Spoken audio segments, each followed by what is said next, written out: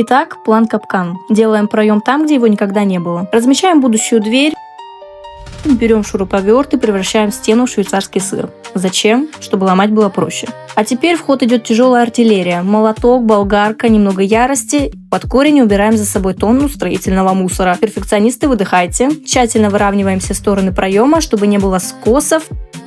И стена сдается. Переходим к металлу, нарезаем мощный профиль строго в размер, варим жесткий стальной каркас, который намертво свяжет этот проем. Ну что, основа готова, держится на века. Как думаете, какую дверь сюда поставить? Пишите в комментарии.